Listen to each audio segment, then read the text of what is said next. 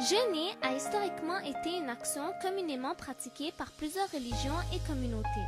Par exemple, il y a le Yom Kippour pour les Juifs, le Carême pour les chrétiens et le Ramadan pour nous les musulmans. Le Ramadan est le 9e mois du calendrier islamique et est le plus important parce que c'est le mois dans lequel le Coran a été révélé au prophète Muhammad sallallahu alayhi wa sallam pour guider les gens et leur permettre de suivre la bonne voie. Le Ramadan est célébré par près de 1,6 milliard de personnes tout autour de la planète, représentant près d'un cinquième de la population mondiale. Il est considéré comme le plus béni mois de l'année où les musulmans prêtent attention à la prière, au sacrifice, à la charité, à l'autodiscipline et à l'empathie pour les moins fortunés, encourageant ainsi des actions de générosité. En effet, le Ramadan est le moment idéal pour renforcer l'amour de la religion. L'acte de jeûner est là pour rediriger le cœur loin des activités superficielles. En plus, sachant par exemple que le ménage moyen jette à peu près plus de 25% de notre nourriture, cela montre que nous devons profiter de ce mois pour avoir plusieurs réflexions sur nos pratiques quotidiennes.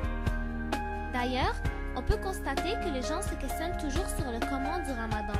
Par exemple, comment vous résistez à ne pas manger toute la journée, et non sur le pourquoi. Malheureusement, c'est aussi trop souvent le cas pour nombreux d'entre nous. Pour certains, le Ramadan se résume à se lever très tôt le matin pour manger, se priver de nourriture pendant la journée et manger le soir après le coucher du soleil. Il n'est pas étonnant qu'on ne sait peut-être pas pourquoi le jeûne du Ramadan existe. Tout d'abord, pour pouvoir profiter de ce mois, nous devons connaître sa vraie valeur parce que comme le dit notre prophète, si nous comprendrions exactement ce qui se cache dans le mois du Ramadan, nous aurions souhaité qu'il s'étende sur l'année au complet. Ramadan vient du mot ramad qui signifie chaleur intense du soleil, ce qui explique la phrase « le mois du Ramadan brûle les péchés ». Notre prophète l'a très bien dit. Quand le croissant lunaire apparaît, les portes de l'enfer se referment, les portes du paradis s'ouvrent et les démons sont enchaînés. Nous devons essayer alors d'adopter de meilleures habitudes parce que tout au long du mois, même notre respiration et notre sommeil sont glorifiés. Demandons alors à Dieu de nous faire réussir le jeûne parce que comme a dit le prophète, misérable est celui qui se trouve privé du pardon de Dieu pendant ce mois grandiose. Par contre, le jeûne où on évite uniquement de manger de l'aube jusqu'à la nuit est la forme la plus simple de jeûne où il n'aura pas l'effet souhaité sur nous. C'est pour cela qu'on dit qu'il y a plusieurs niveaux de jeûne. Par exemple, il y a celui où on s'abstient juste de manger. Ensuite, celui de ne pas faire l'illicite en plus de s'abstenir de manger. Imam Ja'far al-Sadiq alayhi salam a dit « Chaque fois que tu jeûnes, toutes les parties de ton corps doivent jeûner des actes illicites. » Finalement, il y a le jeûne où on s'abstient de penser à faire le mal. C'est la forme idéale de jeûne. De plus, il y a certaines formes d'adoration durant le Ramadan qui sont très encouragées, comme la lecture du Coran, le fait de passer 3 jours dans une mosquée sans y sortir pour se consacrer uniquement à Dieu et le fait d'aider un orphelin. Ainsi, le Ramadan est l'occasion de se retrouver avec Dieu et de profiter de tous ses privilèges. Bien sûr, le Ramadan a des règles mises en place pour diriger notre jeûne, mais aussi pour être juste envers tout le monde parce que chaque personne a ses propres capacités de jeûner. Pour commencer, il y a plusieurs manières de s'assurer que le mois du Ramadan a débuté. Il faut voir le croissant lunaire ou par ses propres yeux, par des jumelles, par un télescope ou encore par l'assurance de la possibilité de voir la Lune en se basant sur l'astronomie. De plus, il suffit que 2 personnes d'influence confirment que le croissant a été vu pour commencer le jeûne. Le jeûne est obligatoire, mais il ne l'est pas nécessairement pour tous. Il faut avoir atteint l'âge de la puberté. En général, 9 ans pour les filles et 14 ans pour les garçons. Mais ce n'est pas tout. La personne qui veut jeûner doit avoir les capacités mentales et physiques nécessaires pour le faire. Par exemple, il ne doit pas être malade de façon à ce que le jeûne empire son état, ralentisse sa guérison ou cause un certain mal physique. De plus, il y a quelques règles principales à suivre pour que le jeûne soit accepté en cas de voyage. Toutefois, ces règles s'appliquent lorsque le trajet est de 44,5 km ou plus. Si la personne voyage le matin et arrive à destination avant midi, ou elle part l'après-midi et arrive à destination le soir, le jeûne est accepté. Sinon, il ne l'est pas. Rendu à destination, si la personne a l'intention de rester 10 jours ou plus, ou qu'elle reste dans sa deuxième demeure comme son propre chalet, le jeûne est bon. Il faut savoir par contre qu'il est déconseillé de voyager dans les 23 premiers jours du mois du Ramadan. En plus de ne pas manger et de ne pas boire, il ne faut pas respirer la poussière épaisse ou la fumée de la cigarette.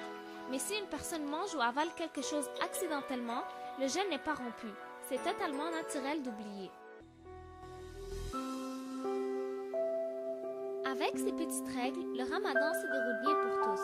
Mais ce n'est pas que cela qui rend le mois aussi beau.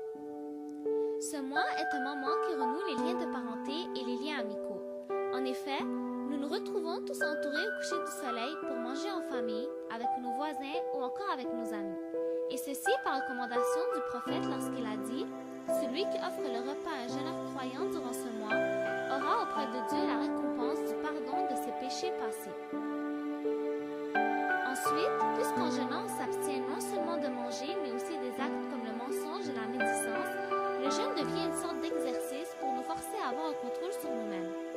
Car si on a pu le faire pendant un mois, on peut aussi le faire pendant un an et pourquoi pas toute notre vie. Pour continuer, le ramadan est aussi une source de tranquillité pour le cœur et une incitation à être solidaire. Par exemple, le jeûne permet aux riches de sentir la faim.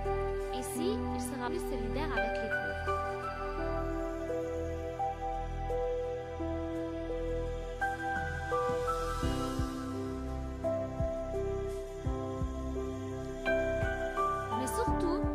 Est bon pour la santé.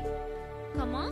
Eh bien, certaines maladies comme l'hypertension, l'obésité, le diabète et le taux élevé en cholestérol ont tous un lien avec un excès alimentaire. Donc, après un mois d'abstinence, les excès peuvent disparaître. Le prophète Muhammad sallallahu alayhi wa sallam a dit « Sachez que l'estomac est la maison de toute maladie et l'abstinence sa guérison. » D'ailleurs, il a été prouvé selon la revue Science Associational Medicine et d'autres études américaines que de courtes périodes de jeûne peuvent avoir un effet bénéfique sur le traitement de certains cancers. Ils ont constaté que le jeûne augmente la résistance aux maladies et augmente la durée de vie. De plus, le jeûne permet un meilleur contrôle de la glycémie, une réduction de la résistance à l'insuline et une meilleure tolérance au glucose. On peut alors dire que le jeûne du Ramadan est une excellente école qui nous apprend la patience, la compassion, la générosité, l'amour du prochain et le bon comportement de la réconciliation. Il nous éloigne de tout égoïsme et de tout matérialisme.